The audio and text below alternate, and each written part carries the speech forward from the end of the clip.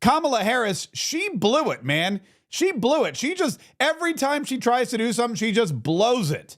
And it is actually fun to watch. I'm enjoying every minute of it. But Kamala Harris's internal polling is collapsing. Internal polls for the Kamala Harris campaign now show that she's losing the state of Wisconsin. I'm going to be honest with you. I thought for sure Wisconsin was going to go to Kamala Harris. So her campaign is even worse off than I thought. If she loses Wisconsin, if she's underwater in Wisconsin, that means she sure as heck fire will lose Michigan. And we all know what's going on in Pennsylvania right now, even though the Democrats are up to some dastardly deeds to try to win that state. And this media blitz, this tour that Kamala Harris is going on, is just turning out to be god-awful for her. I'm not going to play you any clips of her on The View today because, well, I just ate breakfast and I don't want to regurgitate it. Also, it's pointless. Watching clips of Kamala Harris on The View is like, it's like watching Joe Biden nap. It's just a pointless activity. You know they're going to say and do whatever it takes to make her look good, or you know she's going to do and say all the ridiculous things she's been saying. And these four women, these shrews on The View, are just going to sit there and look at her and say, "Oh, you're so right, Madam Vice President." That's exactly what happened. The big interview, though, was the 60 Minutes interview with Bill Whitaker, which went horribly wrong for Kamala Harris. It went so awry.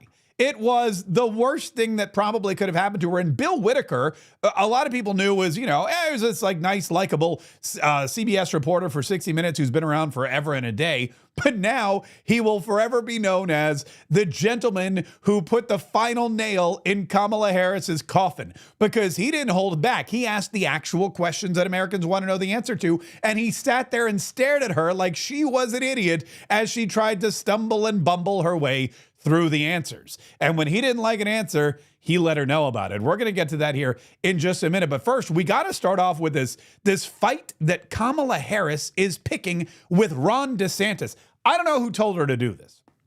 I don't know who's advising her campaign. But Ron DeSantis ain't no schlub, folks. Ron DeSantis is not the guy that everybody thinks Ron DeSantis could be. Ron DeSantis is one of the most effective leaders in the state of Florida. It is one of the most effective leaders the state of Florida has ever had. And his hurricane preparedness is unmatched. We've had two really great hurricane governors in Florida. One was Rick Scott, and I believe he taught everything he knew to Ron DeSantis, because Ron DeSantis and Rick Scott together are unstoppable. I would put money down on Ron DeSantis or Rick Scott versus any hurricane. Hurricanes will not win against these governors, and Ron DeSantis knows exactly what to do. He knew what to do during Hurricane Helene, which devastated the western Gulf coast of Florida. And he had everything set to go. He had FEMA in place. He had relief efforts. He had the electricity back on. He said, look, we're good. Take your federal funding up to North Carolina because Florida's got it under control. Now we've got another Category 5 monster, Hurricane Milton, and it's barreling down on Florida's west coast. And Ron DeSantis for days has now been ordering evacuations, and he's been doing a great job. He's evacuating the entire western part of the state, Tampa. One of the, I think it could be the most populated city in the state of Florida, and he's trying to get these people out. He's suspended the tolls. He's gotten people, he's opened up the highways. He's like, look, for your own safety, here's what you need to do. The rest of the state, he's got on notice. He's got 60,000 trucks ready to reinstall the electricity and fix the down power lines and make sure that this state gets back up and running as soon as possible. So he doesn't really need any distractions right now. And Kamala Harris is causing him a major distraction. And again, it doesn't make him look bad. It makes her look ridiculous. The way it goes is the New York Times. I believe it was the New York Times. No, it was NBC. Sorry, I get all the liberals mixed up. The New York Times, NBC, CNN, they're all kind of the same to me. I get them all mixed up. The only one I know for sure is David Muir, the worst person in the entire world. But anyway, I digress. NBC News started reporting that Kamala Harris was calling Ron DeSantis before Hurricane Milton and that Ron DeSantis was ignoring her phone calls. Okay, that's the story. I don't know where NBC got it. I don't know what their inside sources were, but the story they decided to run with, the story they decided to put out there on the air, the story that they are prepping and preparing and reporting is that Kamala Harris is getting ignored by America's governor, Ron DeSantis. And so she was stopped at the airport and asked about it, and she went off. President, Governor DeSantis, NBC is reporting Governor DeSantis is ignoring your calls on hurricanes, resources, and help. How does that hurt the situation here? You know, moments of crisis, if nothing else, should really be the moment that anyone who calls themselves a leader says they're going to put politics aside and put the people first. People are in desperate need of support right now, and playing political games with this moment in these crisis situations, these are the height of emergency situations, is just utterly irresponsible, and it is selfish, and it is about political gamesmanship instead of doing the job that you took an oath to do, which is to put the people first. All right, she's saying that Governor Ron DeSantis is involved in political gamesmanship instead of putting the people he was voted to represent first. She said this, by the way, as she was getting on an airplane to do the Howard Stern show. Governor DeSantis needs to put the people first. Now, excuse me, I'm going to New York to hang out with Howard Stern, known racist and sex shock jock, because somebody in my campaign said, well, it would be good for my campaign. I don't know if you know anything about Ron DeSantis, but Ron DeSantis, that guy doesn't mess around. Ron DeSantis, he doesn't mess around. Yes, he's gotten some bad advice. Sure, he probably shouldn't have run for president, but when it comes to the state of Florida, this guy was born in Florida, bred in Florida, raised in Florida. This guy served the military as a representative of Florida. He served in Florida's 6th district, and then he came back and he became the governor of Florida. Not once, but twice. And the second time he ran, he won in a landslide. I mean, it was a landslide. Charlie Crist didn't even, that guy, I mean, it made your head spin. We were in the middle of nowhere, Florida, at the Kat Cammack, Representative Kat Cammack victory celebration. And I was hosting and I was talking to the coordinators. I was talking to Kat, and she goes, just whenever we get returns, just go up on stage and announce the returns. We'll start getting some returns early, and probably we'll know about the governor's race by like 8:30 or 9 o'clock. 7:25. 25 minutes after the polls closed, we knew that Governor Ron DeSantis beats Charlie Crist by like, it was ridiculous, like 800,000 votes, some ridiculous number of votes. This guy knows Florida. This guy represents Florida. This guy fights for Florida. And anybody who tries to say otherwise is not only lying to you, but they are picking a fight with the wrong person, because Ron DeSantis also doesn't back down.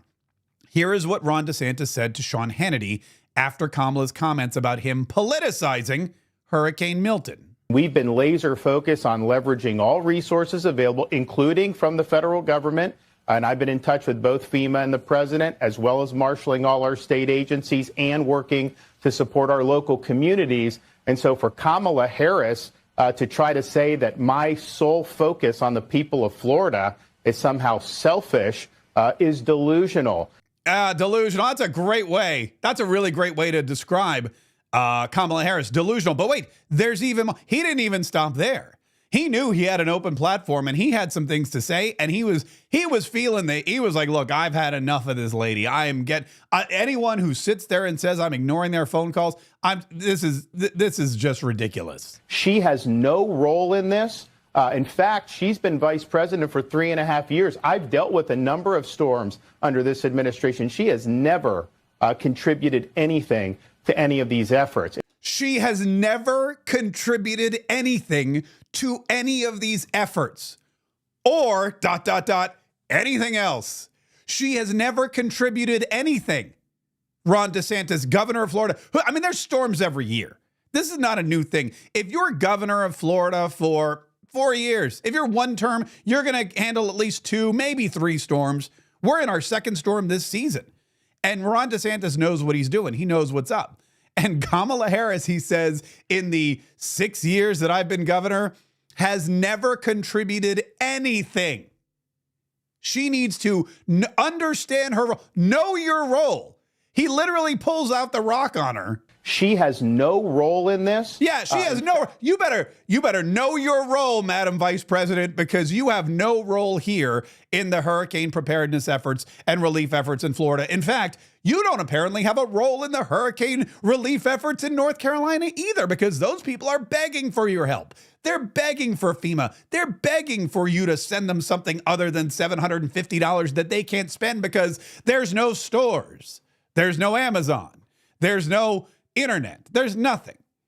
The only thing they have are the things that hardworking American patriots, private citizens, Elon Musk, and Donald Trump have delivered. Joe Biden flew over the joint, causing a backup in the airspace while they were trying to rescue people. And you've done nothing but go on the Call Her Daddy BJ Sex podcast, Howard Stern, The View, and yes, of course, as an added bonus, let's throw in Stephen Colbert as well. But she did take a minute in between all of those political interview jaunts to stop and criticize Ron DeSantis. And Ron DeSantis is like, lady, you picked a fight with the wrong person. She has no role in this process. I'm in contact with the President of the United States. I'm in contact with FEMA director. I'm obviously managing all our state agencies. We're supporting all our local government. And I will say this.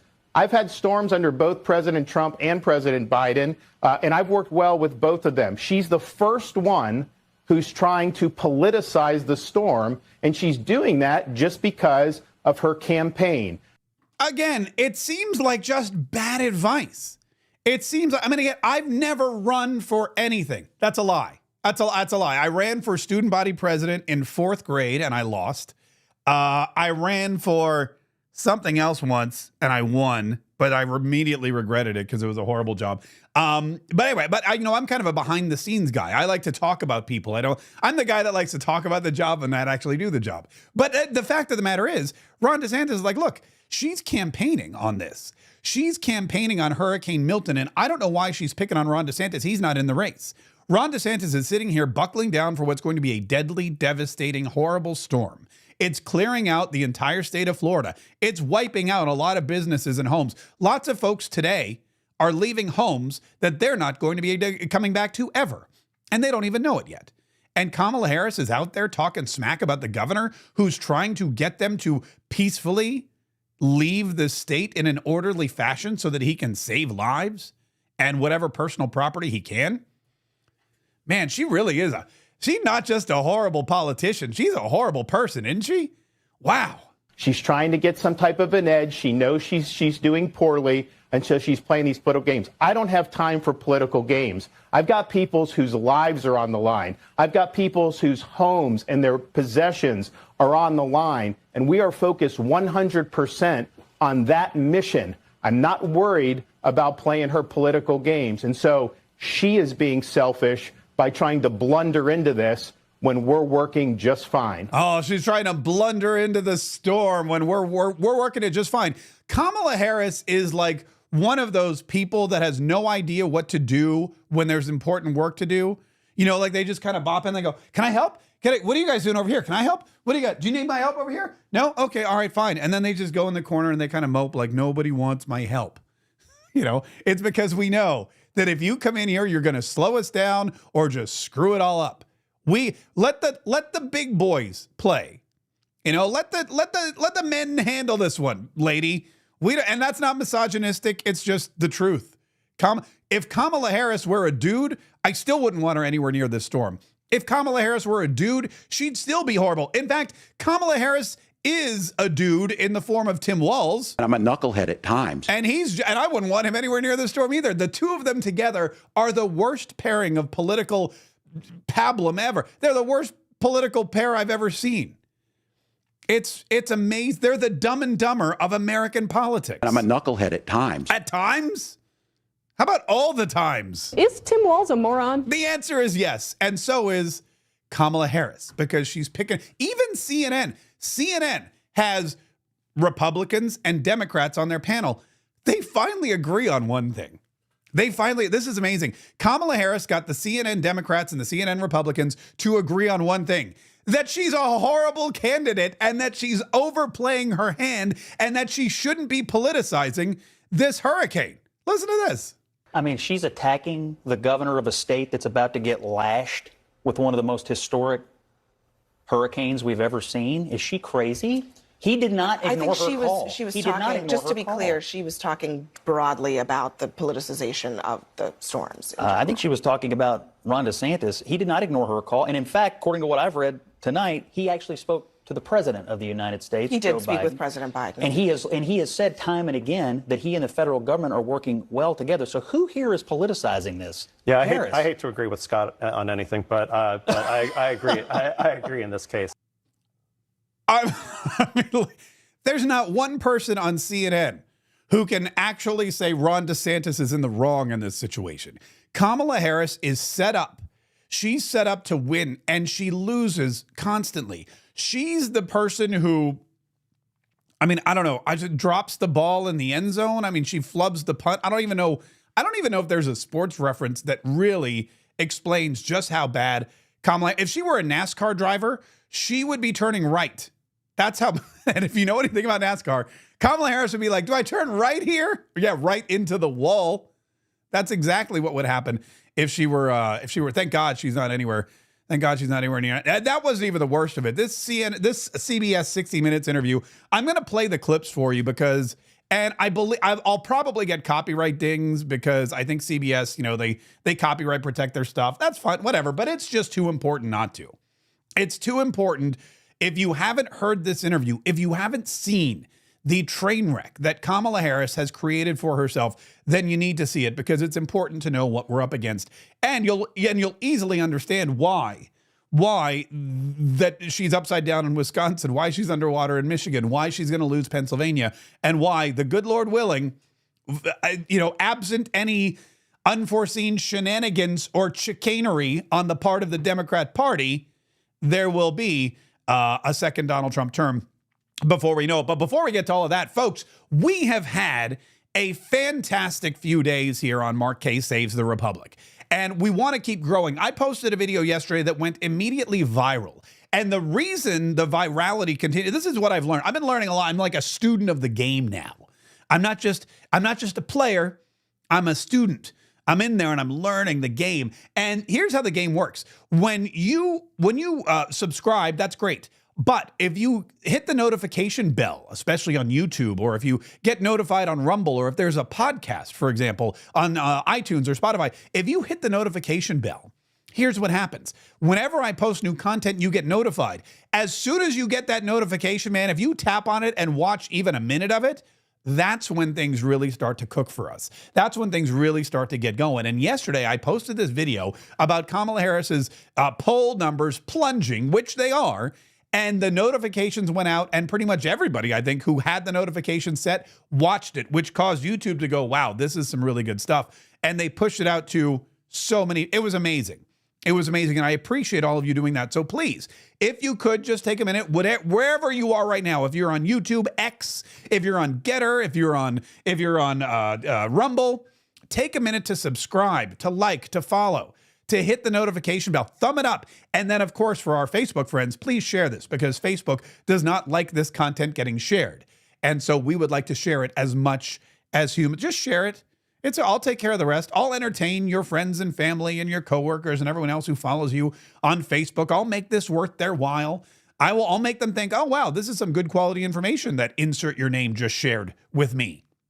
Don't worry about it. We'll keep them coming back for more. But we definitely do need your help. So please take a second, subscribe. I'll wait. 3, 2, 1. Okay, good. Now, let's get back to the show. Let's get back to the show, shall we? This is very, very exciting. There were a couple of other reactions to Kamala Harris and her hurricane,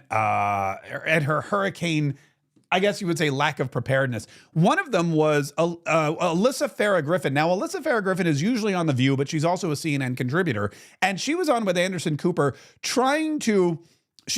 and she always does this. She always takes the wrong side of the issue. But she was trying to explain away Kamala Harris and this phone call with Ron DeSantis. What do you make of that sort of playing out? I think everyone's still being afraid of having that Chris Christie hugging Obama moment of embracing, a different political partisan. But the reality is this, I worked for Vice President Pence, and anytime there was a major natural disaster, he would also be calling governors, members of Congress in the areas that were affected. It's not just the president. So yes, she's a candidate, but it's also an entirely appropriate thing for the Vice President of the United States to be doing. And it's a moment for him to rise to the occasion of leadership and show, hurricanes don't choose Republicans or Democrats. This is going to be a whole of government effort. And I would just also note that, especially North Carolina, and we don't even know what damage Milton is going to cause, there is going to be years of rebuilding. There's going to need to be congressional supplementals to pay for this. Those are things that are done on a bipartisan basis. And Donald Trump stoking fear, lying about it now, doesn't exactly bode well for if he is to be reelected, that he's going to assist those areas and that he's not going to let politics affect it, and he's going to work across the aisle to get people what they actually need. Oh my God, there's just so much. I just don't even know where to begin with her. This woman who was so upset that she worked for Donald Trump and I guess didn't get the job she wanted or got fired or Donald Trump didn't know her. It's just too much.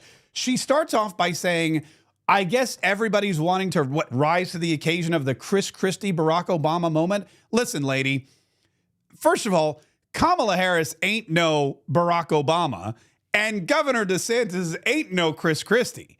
And to compare Ron DeSantis and his record as an executive in a state the size and importance and economic just abundance of Florida is insulting. I mean, that if I were Ron DeSantis, I would be like, OMG, this is just ridiculous.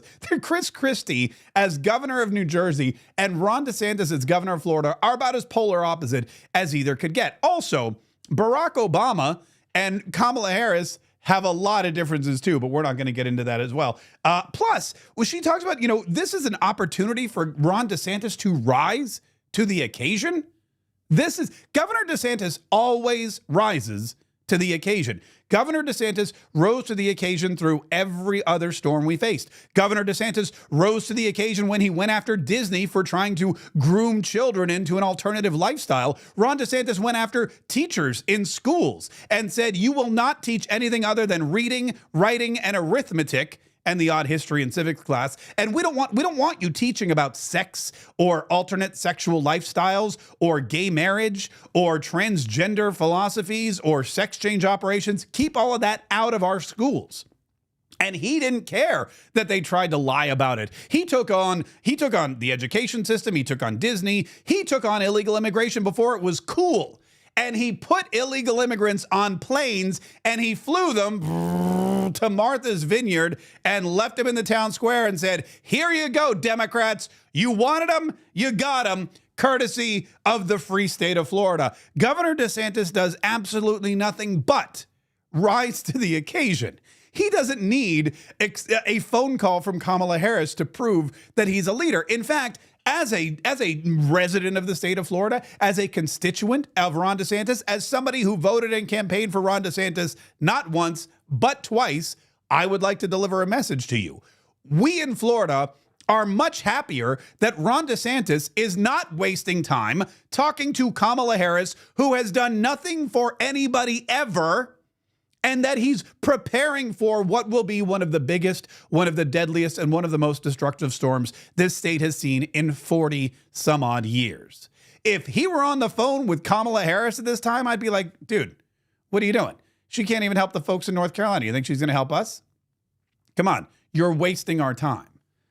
It's so ridiculous. It's so unbelievably unbelievable. It really is. But here's the deal. It's the Democrats. This is their last-ditch effort. This is their up-against-the-wall effort. And that's why Kamala Harris is going on this. She's going on this massive tour, massive press tour, the Call Your Daddy BJ podcast. She's going on the Howard Stern, I'm a big racist, black-faced, I love lesbians talk show. She's going on The View, which is just, I watched a little bit of it. My wife was like, are you watching this? And I was like, absolutely not. I caught a little bit of it, and it's just their new lie is they have this new lie. They have a new lie. The new lie is that Donald Trump does not do interviews. Okay. Now, Kamala Harris has mentioned this a couple times in the last, 2 or 3 days.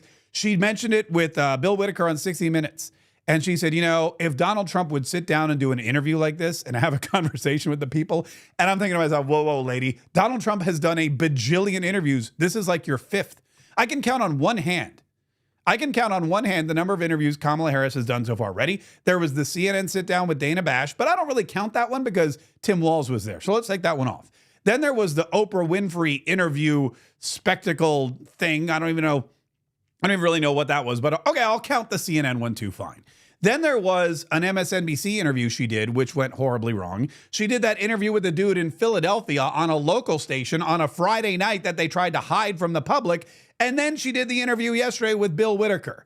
I don't count the Call Her Daddy BJ podcast interview because that was just stupid. But those are the 5 mainstream news interviews I think we've seen her do. Meanwhile, Donald Trump has been literally everywhere 5 times. He's been on podcasts. He's been on live streams. He's been on Fox News like every single night. He's been on CBS. He's been everywhere. He's on Newsmax all the time. I see every time I turn on my TV, it's nothing but Donald Trump, Donald Trump, Donald Trump. And let's not even talk about J.D. Vance. J.D. Vance, 2 Sundays in a row, right after he became the vice presidential nominee, went on every single Sunday morning show. CBS, he went on Face the Nation with Margaret Brennan. NBC, he went on Meet the Press with, what's her name, Welker. Then he went on the other one on ABC. He went on CNN with Dana Bash. And it was, all I see are those two on TV all the time. I don't see Kamala Harris, but that's her new take. Her new take is trying to explain to people that Donald Trump doesn't do interviews. And she did it again on The View. She said, well, Donald Trump would never come and do an interview like this. And she's right about that. She's right. Donald Trump would never waste his time doing an interview on The View because you know why? Here's why, though. It's not that Donald Trump's scared of The View. It's not that Donald Trump, is scared of Whoopi Goldberg or Sunny Hotson or Joy Behar or any of those people. First of all, they would not want him on there. They couldn't handle Donald Trump. And second of all, Donald Trump doesn't want to give them the publicity. Donald Trump's clout is here. And if he went on The View, all he would do is lift them up. It's the same thing that happens every time he did, that ABC debate with David Muir, the worst person in the entire world. David Muir, the worst person in the entire world, is much more famous today because of that debate. Why? People didn't tune in to see David Muir or Kamala Harris. They tuned in to see Donald Trump, and that lifted everyone else's clout for just a little bit. Donald Trump knows that. He knows that when he goes on Aiden Ross's live stream, it's going to be the biggest live stream ever. He knows that when he goes on a podcast like, Theo Vaughn, even though it's a popular podcast, it's going to be the biggest podcast ever. He went on the Dave Ramsey show, and Dave Ramsey's podcast leapt to number one in all of podcasts, beating Joe Rogan, beating Pod Save America or whatever those lunatics on, beating the Call Her Daddy sex podcast, BJ sex podcast, all those things. It's the Donald Trump effect. And he's not going to waste it on just anybody. He's going to pick and choose who he's going to give that clout to. But Kamala Harris, she's going everywhere. And this 60 Minutes interview was horrible for her. I don't know if, I'm assuming she didn't get the questions beforehand. 60 Minutes is a very prestigious broadcast. 60 Minutes, they've been around forever. This is a very prestigious network. This is where Mike Wallace, father of Chris Wallace, made his start. And so many other, remember Andy Rooney was on 60 Minutes. It was a big deal. This was the most important news show forever. And still probably for a lot of folks is. And they don't mess around. They take their journalism seriously. So they get Bill Whitaker to interview Kamala Harris. And right out of the gate, he lets her have it. Where's the clip? Oh, wait, that was so anticlimactic. Here we go. Listen carefully. Was democracy best served by President Biden stepping down and basically handing you a nomination? Boom! Man, what, did you see the look on her face? I'm sorry. Was democracy best served by us skirting around democracy? Was democracy best served for us ignoring the democratic process? Is that really what you're asking me? I'm not prepared for that. I don't have an answer for that. That's a great question. Was democracy, here's basically, let me break this down for you. Here's how the question went. The question is like, you guys basically spat on democracy and now you want to be the president of the United States of America. Is that basically what I'm getting? Here's a little bit more of the question. Here's her answer. You didn't have to go through a primary process. You didn't have to fight off other contenders. That's not really the way our system was intended to work. President Biden made a decision that I think history is going to show is rare among leaders, which was to put country before self. Okay, first of all, President Biden did not make a decision to put country above self. President Biden made the decision not to go down as a 25th Amendment victim and some kind of Looney Tunes that his own party stabbed in the back like Julius Caesar and Brutus.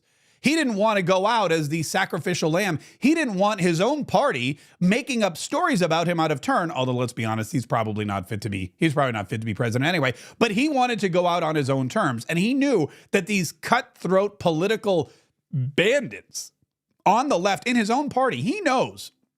Look, he knows what Nancy Pelosi's capable of. He's seen her demolish the careers of dozens of Democratic congresspeople who refuse to play ball. He's seen her primary people ruin lives, break up marriages, spread all kinds of deviousness, and probably it's true, but it doesn't matter. He's also seen her help and save those people that needed to be rescued, even though they didn't deserve a second chance. He knows what they're all capable of. Hillary Clinton, you think the Clinton body count is just urban legend?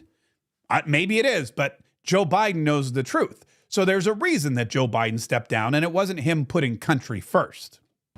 And I am proud to have earned the support of the vast majority of delegates and to have been elected the Democratic nominee. Okay, now that's also questionable because she's saying she was elected the Democratic nominee because the delegates at the convention all went around and said, we are giving our delegates to Kamala Harris. So technically, the delegates chose her, but the people did not get to vote for her in the election. They voted, 17 million of them, for Joseph Robinette Biden Jr.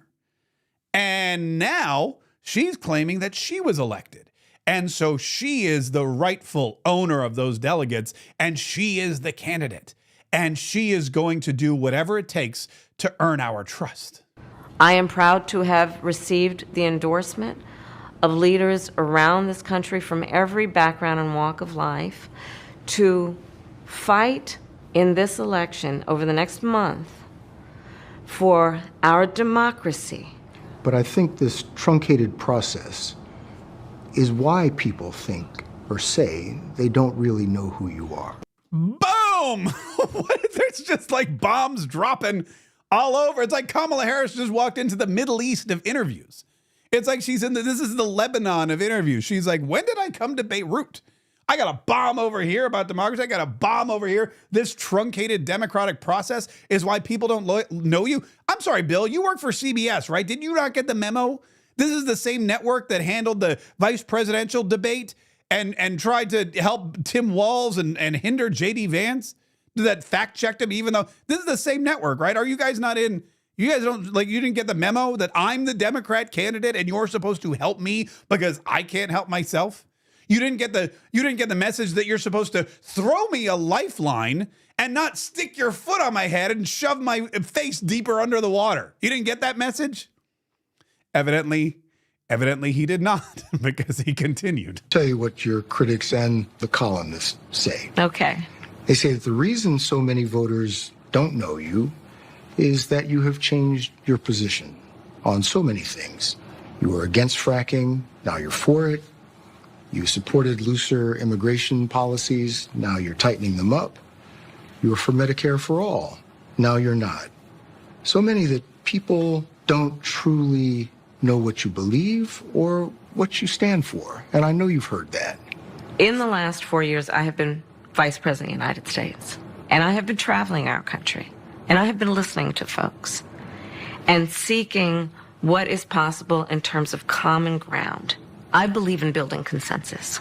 We are a diverse people, geographically, regionally, in terms of where we are in our backgrounds. And what the American people do want is that we have leaders who can build consensus, where we can figure out compromise and understand it's not a bad thing, as long as you don't compromise your values, to find common sense solutions. And that has been my approach. Okay, let me explain what's really going on here. Kamala Harris, in this word salad mumble jumble non-answer that she gives, says, look, I was for fracking. Now I'm against frack. Oh, I was against fracking. Now I'm for fracking. I was against strong border principles. Now I'm for all this back. You know the thing. But what she's saying is strong leaders compromise. It's not bad to be a strong leader that can find a solution by compromising. So basically what happened is Kamala Harris said, I'm against fracking and we will end fracking. And then she got chosen to be the vice presidential running mate on Joe Biden's ticket. And their polls said fracking is good. People in Pennsylvania like fracking and we need Pennsylvania to win. So she's like, just a minute. I'm not against fracking. Okay, that's not compromise. That's basically going back on your values.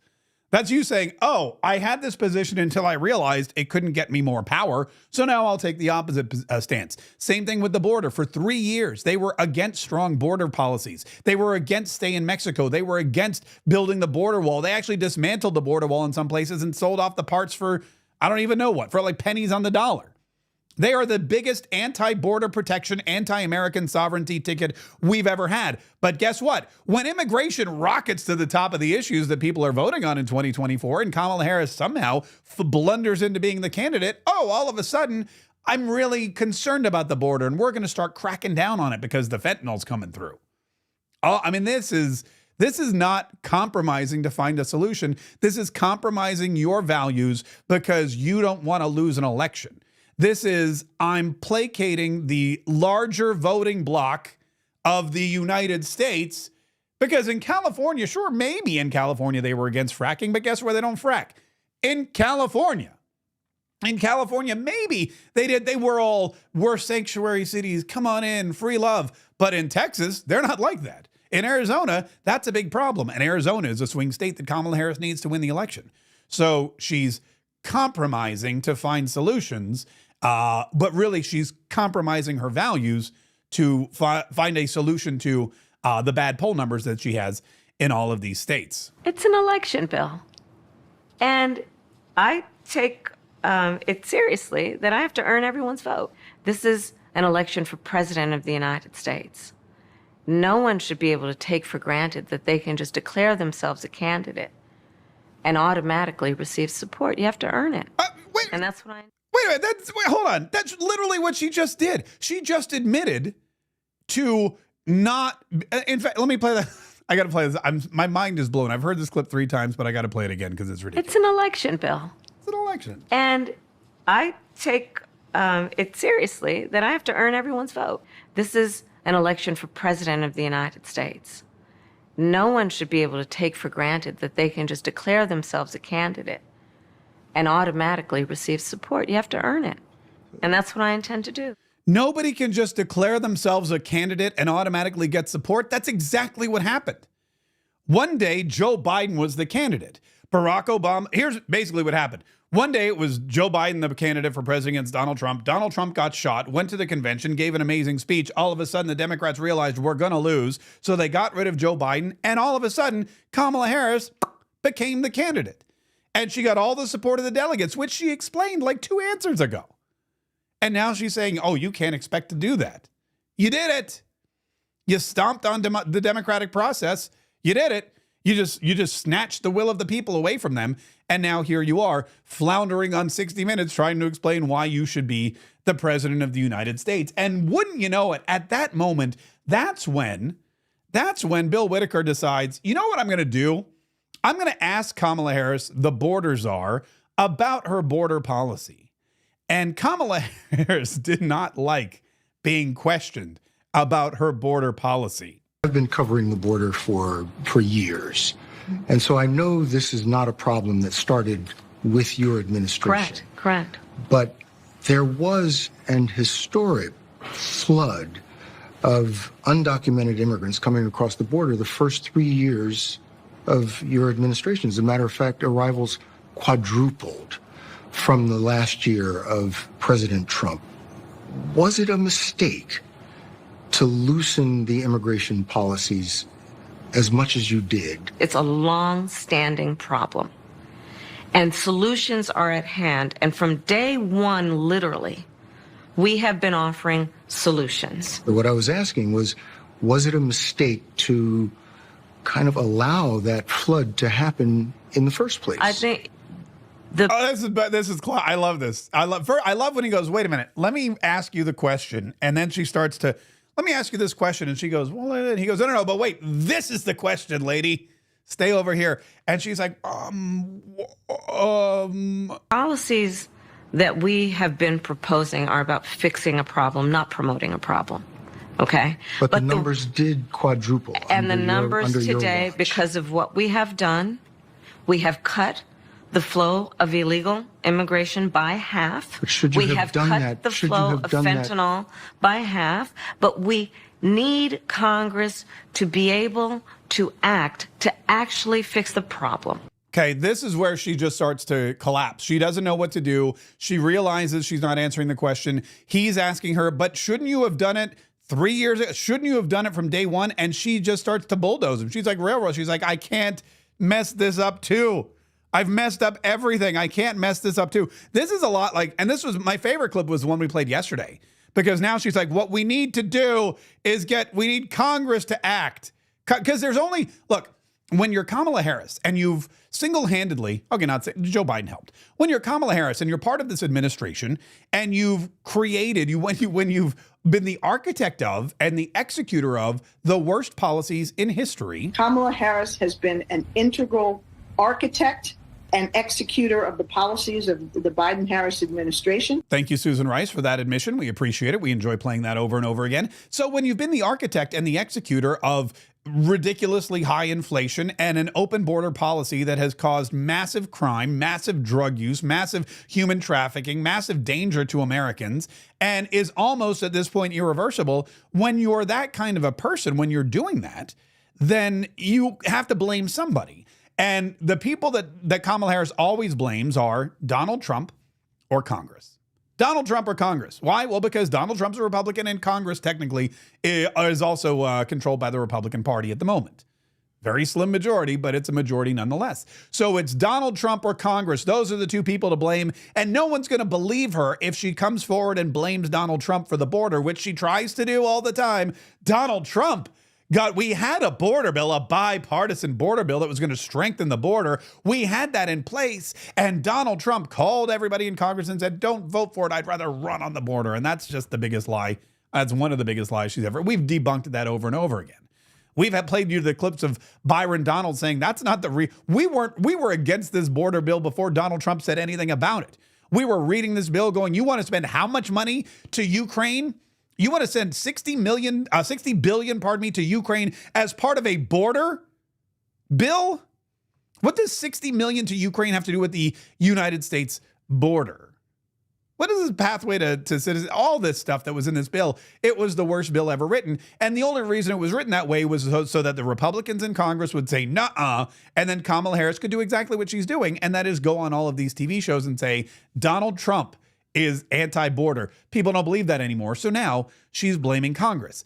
Yesterday, she tried to blame Congress. And this was the same interview, but we played the clip for her yesterday. I'm going to play it again. She tried to blame Congress for the lack of spending on stupid stuff like the student loan repayment program. And Bill Whitaker called her out on that too and said, we live in the real world, lady. My plan is about saying that when you invest in small businesses, you invest in the middle class, and you strengthen America's economy. Small businesses are part of the backbone of America's economy. But pardon me, Madam Vice President, the question was, how are you going to pay for it?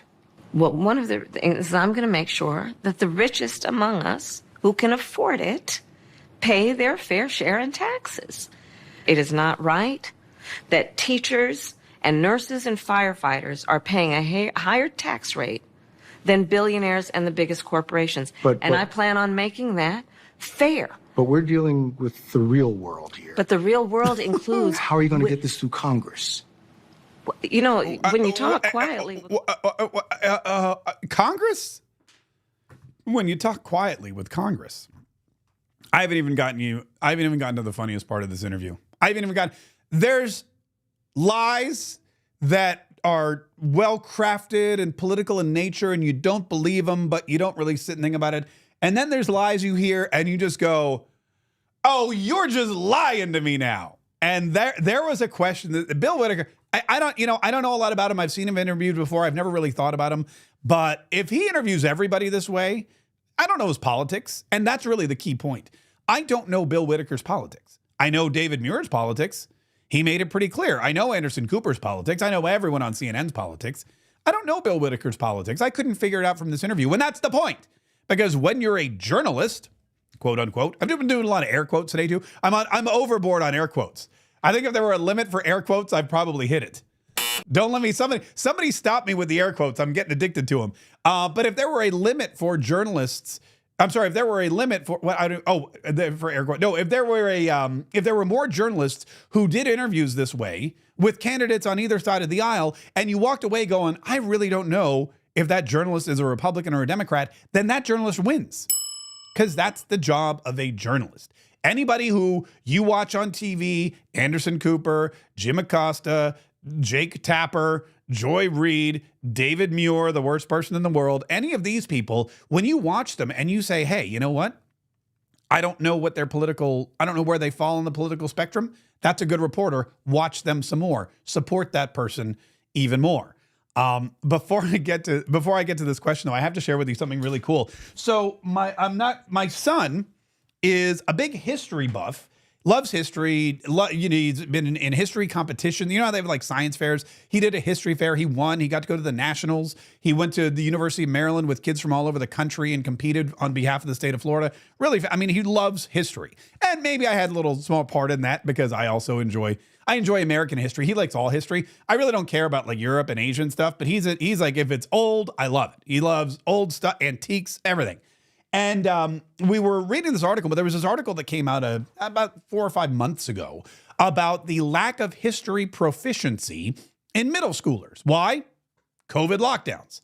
After the COVID lockdowns, after Kamala Harris and Joe Biden and Tim Walz and all these other Democrat governors from all over the country, after these people locked students out of schools, forced them to stay home, forced them not to go and learn with their teachers and their classmates in an environment that is, well, conducive to learning. After that, wouldn't you know it, that their proficiency in American history and civics plummeted. Keep in mind that Kamala Harris and Joe Biden don't really want the younger generation to know the truth about American history and civics because they don't like the way that the American political system works. They don't really like the Electoral College, so why would they teach it to kids? They don't really like the history that the founding fathers were all these rich white dudes, many of them slave owners, so they're trying to revise it and change it and turn it into the 1619 Project to say the United States of America really began when the first slave ships landed. They want you to think that Christopher Columbus was a terrible person and that when we celebrate Columbus Day next week, we're all just heathens that are going to HE double hockey sticks. Anyway, so that's why they don't like to teach history. And that's why, get this, 87% of middle schoolers after COVID failed basic American history questions. They failed basic. They were not proficient in American history where they should have been, where their predecessors were before COVID. So my son said, you know what I think I want to do? I said, what? He goes, I think I want to write a history book for middle schoolers. And I thought to myself, that's fantastic. I know a little bit about that. And I said to him, I go, do you want me to like write a foreword or a preface or something? He goes, no. I go, do you want me to record the audio book? He goes, no. And I go, okay, fine. So he wrote a book. Look at this. This book is called 50 Facts About America. It's shiny. It's a shiny book. Every middle schooler must know. And it's great. It's 50. Look, there's a full color image and a little blurb. And this just teaches you all of the things. And he picked these out himself. It starts, look, the French and Indian War. That's important. That's an important one. He wrote this. He made these images. They're all AI images, but they're great. He talks about the Boston Massacre, which I guarantee a lot of middle schoolers probably don't know about, but it was a turning point in American history. The Battle of Trenton. I mean, look, and he goes through, and it goes all the way through. There's the Great Depression as we get to 41, and then it goes all the way through the new millennium with, look at that, the current situation, 9/11, Barack Obama, all that kind of stuff. And it's 50 pages, 50 facts about America, real facts about real America, and 50 illustrations. So he created this book, and we launched it yesterday. But here's the thing. He decided he was originally going to take some of the proceeds and donate it to a children's educational charity. And I said, that's a good idea. You can take like 10% or 15%. He goes, yeah, and I'll donate it back to a children's, because there's a lot of educational charities out there that try to solve the problem of children's, educational deficits. But then Hurricane Helene hit. And he's watching all of this stuff going on, and he's watching all of the FEMA ridiculousness, and how the president of the United States and the vice president of the United States are basically ignoring the situation. And he's seeing all these people help, and he's seeing Samaritan's Purse come to the rescue. And he says, you know what I think I want to do instead? I think I would like to donate the money not to the educational charity, but to Samaritan's Purse, to hurricane relief for Helene. So what he decided to do, we talked about it a little bit. What he decided to do was, we put up his website yesterday, and look at this. For the first 2 weeks that this thing goes on sale, hold on, my iPad's populating right now.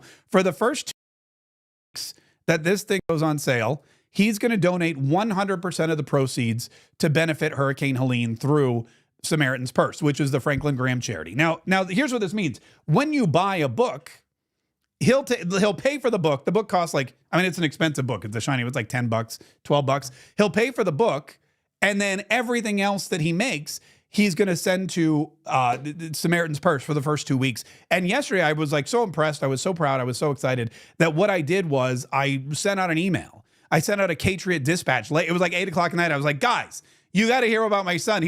My son's doing more for hurricane relief than Kamala Harris is. And so I sent out the email, and I woke up this morning. We'd already sold like 50 of these books. It's incredible. So if you want a copy, look, it's all right here. You can see there he is. He talks about how it was written by a high school senior specifically for middle school students. He goes in and says, important, from October 7th to October 20th, I will donate 100% of the proceeds from this book to Samaritan's Purse to help the victims of Hurricane Helene. And he's got a little bit more of it here.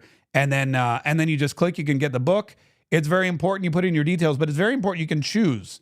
You can choose 1, 2, 3, 4, 5, however many you want. The more you buy, the more you help. And it's only $21.95. There's shipping involved, because we're not paying for the post office. There's shipping involved. And then all the money from now until October 20th will go to the hurricane.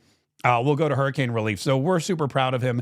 And also, the book's amazing. Like, even if it wasn't another way to help hurricane victims, it's a great book. And if you know a middle schooler, or even like a younger kid, if you get him a good start, any kid really is going to love this book. 50 Facts About America. Every middle schooler must know. It's my son's way of helping with the American history. And again, I read it, I edited it, I made sure it was the real American history, and we're good to go. The website is www.50factsaboutamerica.com. I don't know if one of the mods can put that in the links. The www.50factsaboutamerica.com. Oops, there's Spotify. And then I also put it in the link to this. I put it in the description of the video. So if you're watching on YouTube or Rumble, you can kind of see it up there. But go get one for the next 2 weeks, and then we'll see how it goes. But it's like I said, very proud shout out to my son for what he did. All right, let's get back to this, because I got to share this question, man. I got to tell you, there's lies, and then there's lies. There's lies that you're like, I know that's a lie, but people are going to believe it. I know that's a lie, but you know what? It's a politically motivated lie. I know that's a lie, but she's just trying to win it. But then there's lies you're just like, oh, hell no, that is not. Back during the debate, back during the Oprah Winfrey interview. It was back when Oprah and Kamala were hanging out doing whatever. Oprah Winfrey made the bold statement that she is a gun owner. And Oprah Winfrey was like, wait, what? And you're like, yeah. She's like, I'm a gun owner. And she said, if somebody breaks into my house, they're going to get shot. And Oprah Winfrey just kind of let it hang out there because she was a little shocked. Oprah Winfrey was like, whoa. First of all, that's not really what this interview is supposed to be about. Second of all, she was like, what are you trying to do? I'm trying to make you look likable with with Democrats. And now all of a sudden you're sitting here and you're trying to tell everybody that you own a gun. Like, you're going against what we need to accomplish here, Kamala. So Bill Whitaker at CBS asked the question that I think a lot of people want to know the answer to. And that is, what kind of gun What kind of gun do you own? I mean, I'll be honest. Tim Walz brought it up again when they were talking about school shooters, his best buddies. I've become friends with school shooters. He brought it up in the vice presidential debate, and he said, I'm a hunter. Kamala's a hunter. I have guns. She has guns. Well, it turns out she has a gun. She has one gun. This was her back and forth with Bill Whitaker about her gun that she owns. You recently surprised people when you said that you are a gun owner. And then if someone came into your That house... was not the first time I've they would get talked shot. about it. That's not the first time I've talked about it. So what kind of gun do you own, and when and why did you get it? I have a Glock, and I've had it for quite some time. Does anyone believe that Kamala Harris has a Glock and that she's had it for quite some time? I mean, I'll be honest with you. I just don't buy that. I have a Glock. I mean, I think she tried her best to say it with a straight face. She tried her best to make it sound like she wasn't lying. He went on to ask if she's ever used it. I mean, look, Bill, my background is in law enforcement. And so there you go. Have you ever fired it? Yes. Of course I have. At a shooting range. Yes, of course I have. There needs to be some follow-up questions. What kind of Glock do you have? Where is the shooting range? How often do you practice with it? Do you clean it? Do you have I don't even know in California what do you have it registered? Do you have, can you show us your gun license? Your concealed carry permit? Do you have a concealed carry permit? There's so many different ways. I don't believe a word of this because Kamala Harris has been a proponent of the all kinds of weapons bans. And one of the things she wants to ban is high capacity magazines. High capacity magazines.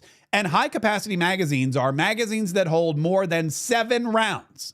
Okay? 7 rounds. So you get 1 bullet for every day of the week. And Kamala Harris has been fighting in California and in the Senate and as vice president for a weapons ban that minimizes the number of rounds in a magazine and limits it to 7. And I don't know if there's a Glock on the market that only holds 7 rounds. I know that my Glocks hold 10 to 15, but Kamala Harris claims that she has a Glock. If she does have a Glock, then she is, again, a hypocrite because she's violating the concealed weapons. I'm sorry, she's violating the high capacity magazine rule that she wants to put in place. She doesn't think high capacity magazines should be allowed because, as Joe Biden said, why do you need 30 rounds to kill a deer? So you wearing a Kevlar vest? Kamala Harris doesn't believe you need more than 7 rounds to stop an intruder or protect yourself on the street. So why does she own a Glock, which holds 10 to 15? Again, I could be mistaken. There could be I know there's little baby Glocks and little small Glocks, but I think those also hold 10 rounds. I mean, I have a Sig Sauer that's really small, and that holds 10 rounds. 11 if you count the one in the chamber. So I don't believe that Kamala Harris has a Glock. Also, a Glock. I mean, come on. Who has one? Having one Glock is like having no Glocks. Having one gun is like, do you own a gun? Yes, I own one. Then you don't own a gun. When we say a gun, we don't mean... I remember when I owned a Glock. I owned a Glock for about a week. I bought a Glock and I was like, this is great. And a week later, I was like, you know what I need? More Glocks. And now I got Glocks and SIGs and I got shotguns and I got rifles and I got 9mm pistols. And I have an armory in my house, which I'm very proud of. And my daughter walked into the armory the other day and she was looking around because a couple years ago when when Joe Biden had just become president and it was COVID and I wasn't sure what was going to happen in the world, I was like, you know what? I need to make sure that I've fortified my home because a wise man once told me, if you can't secure your perimeter, you don't have a perimeter. And that's great advice whenever there's some kind of panic. When there's a hurricane, for example, you want to make sure you have food and bread and milk and water and toilet paper. And you want to make sure you have lots of batteries and you have gas in your vehicle and your generator. And you want to make sure that your guns are cleaned, that they're loaded, that you have plenty of ammo, and that you are locked and ready to go. Why? Because if the power goes out and the cable goes out and there's lack of security and people are hungry and they're fighting each other for food or just the basic necessities of life, you need to make sure that you can secure your perimeter. Because if you can't secure your perimeter, you don't have a perimeter. Kamala Harris has a Glock. Okay, so my daughter wanders into the armory, and like I said, a couple of years ago, I was really building it up, and I bought all these ammo cans. And I did a whole like home edit. I don't know if you guys remember the home edit, but my wife was watching the home edit, and these two women, they would go into like rich people's closets or rich people's pantries. That was the other thing. Rich people would hire them and give them like 25 grand and say, fix my pantry. So they'd buy all these containers at the container store and they'd clear everything out. They'd throw a bunch of crap away. And then they would get like one container and they'd put all of the granola bars in one container. Then they would get another container and they'd put all of the, the applesauce squeeze packets into one. And it looked amazing. They would label everything so everyone knew where everything was supposed to go. And so I was like, you know what I'm going to do? I'm going to home edit my ammo. I'm going to home edit my armory. And I did. And I got all these cans and I got little labels. And, some of them say 9mm full metal jacket. Some of them say 9mm hollow point. Then some of them say like, mini shotgun shells and a 12. I mean, it's all there. So my daughter walks in and she looks at stacks of these cans and she goes, why do we have so much ammo? And I looked at her. I was like, first of all, you and I need to spend more time with you in the armory because you never ask. That's a question you should never. First of all, there's no such thing as so much. You can never have too much ammo because you never know when you're going to need it. I say, look, we have ammo because here's the thing. You don't want to be in a position where you need ammo and don't have it. That's bad. You want to be in a position where you don't need ammo and you have it. And she goes, yeah, I guess that's true. And I go, and here's something else. I go, there's more ammo here than probably we need. But if there's a situation that arises, you never know, a government overthrow, maybe the grid goes out, maybe a zombie apocalypse. You never know. I go, if there's a situation where other people need ammo, then this isn't just ammo, it's currency.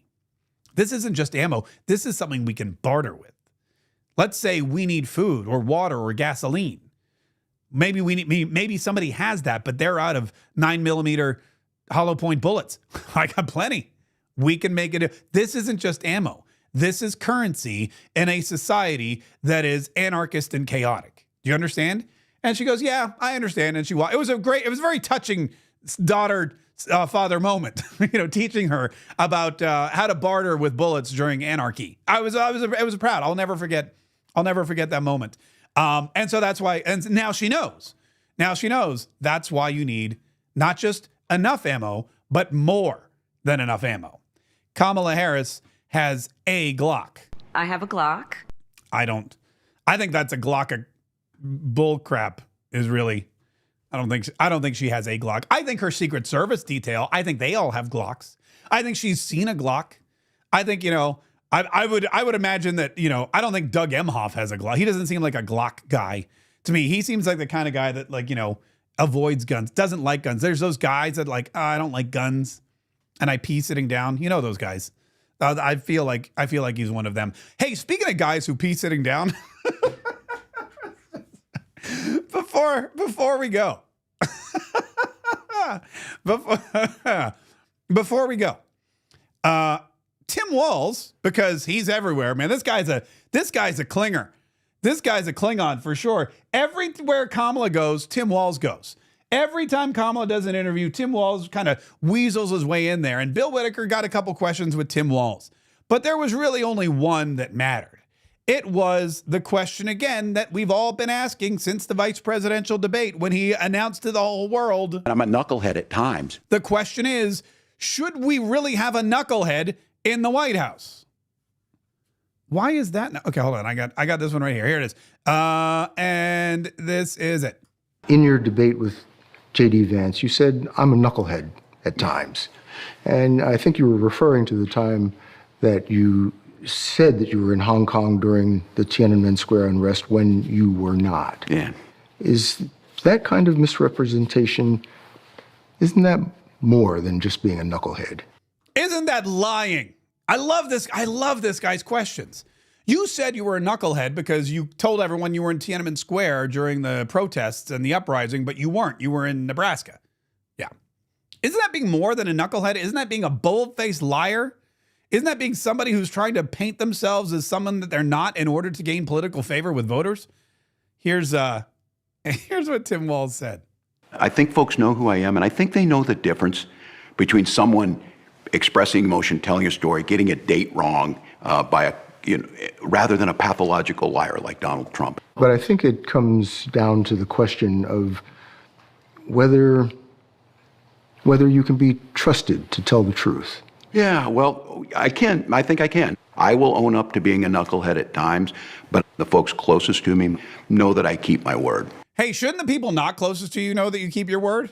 Shouldn't those people be the ones that, yeah, I'm sure the people know, you know, that you're close to know you keep your word. I'm sure Gwen knows that when you said, I'm going to take you out for some sausage pizza, you take her. I get all that.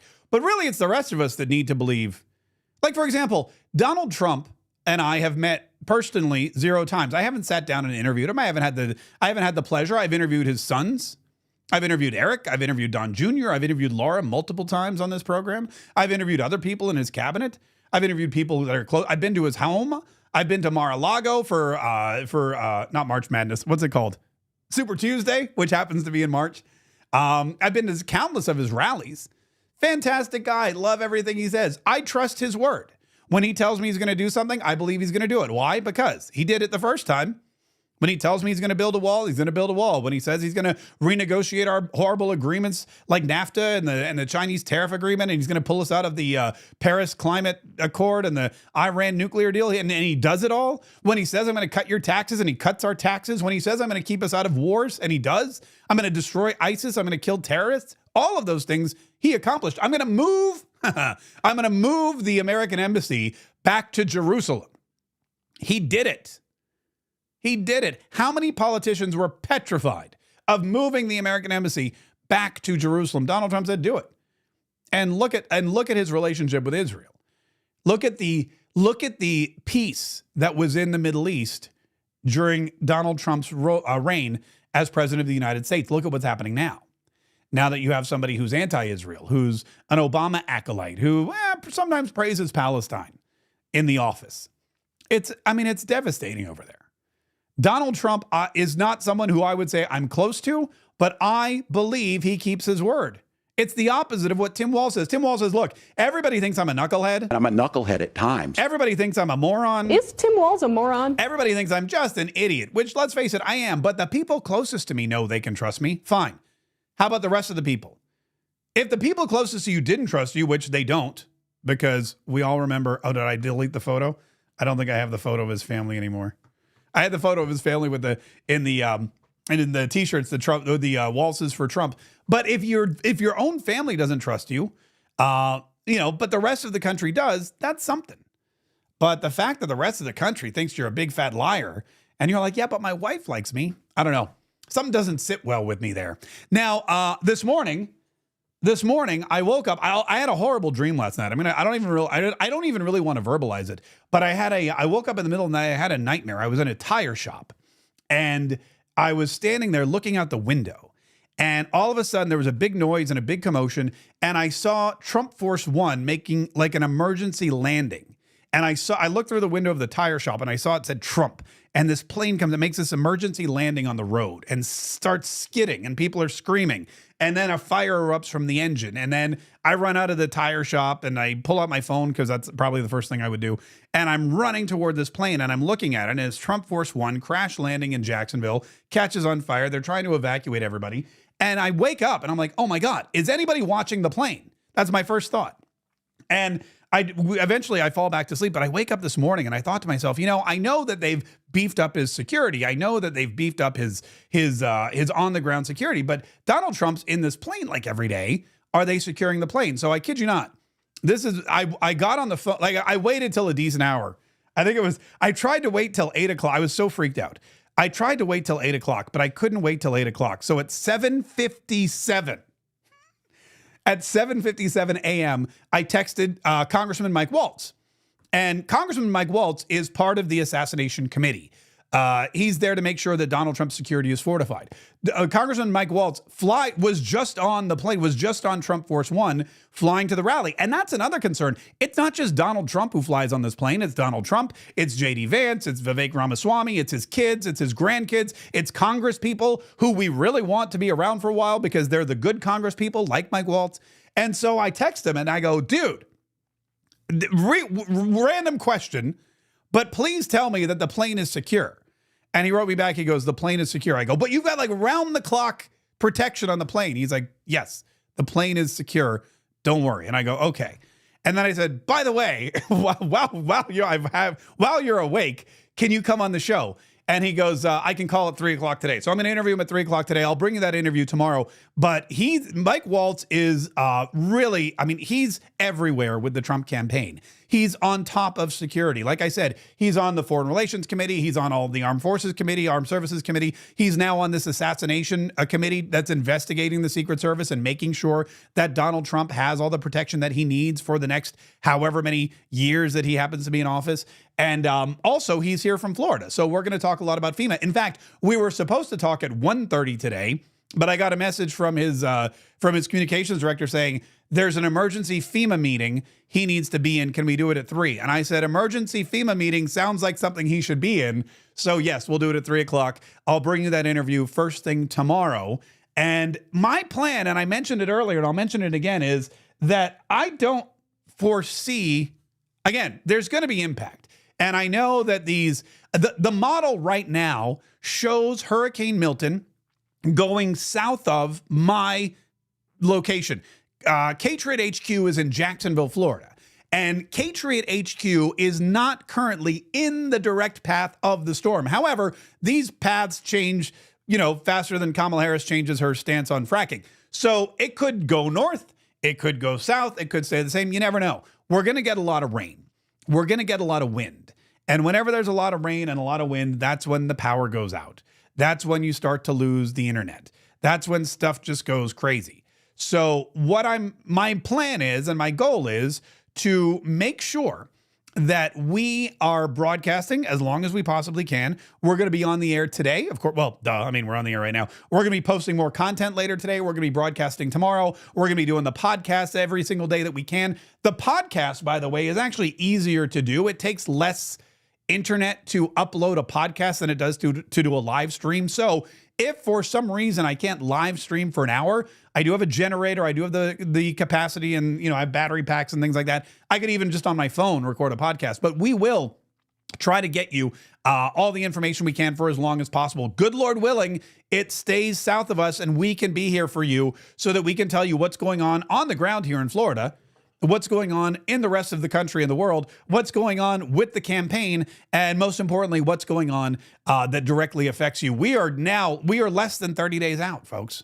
We're less than 30 days out from the single most important election of our lifetime. And Kamala Harris is out there making misstep after misstep after misstep. And the polls are going up and up and up for Donald Trump, and they're going down and down and down for Kamala Harris. But it's not over. The Democrats aren't throwing in the towel. They aren't calling it quits.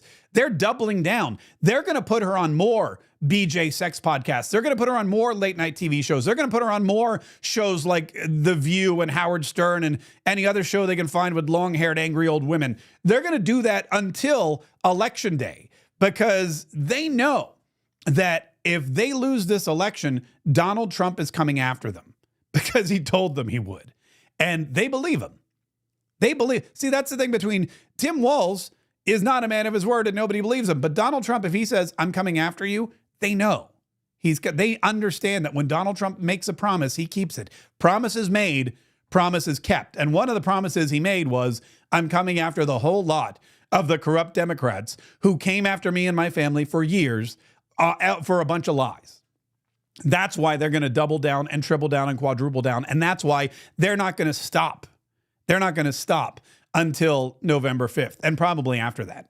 Anyway, we'll be here every single day if we can be. Please, thank you again for liking and sharing. I see a lot of people picked up a copy of my son's book. I appreciate that. Till October 20th, 100% of the proceeds are going to go to benefit Samaritan's Purse and Hurricane Helene and probably Hurricane Milton, let's be honest, relief. So 50 Facts About America. It's a great, colorful, fun read for the middle schooler in your life or the elementary schooler, or maybe you have a high schooler who could brush up on some of their American history. Get a copy and you can help a child and you can help a victim of Hurricane Helene. The link is 50factsaboutamerika.com. Check it out in the description of this video. Thank you to all of the Patriots. Thanks for your prayers. Pray for me, pray for you, pray for Florida, pray for North Carolina, pray for the country. Because, yes, we need to stay informed and entertained and enlightened and inspired. But we also need all the prayers we can get. Because if you're fighting and I'm fighting and God's fighting, then we will save the Republic.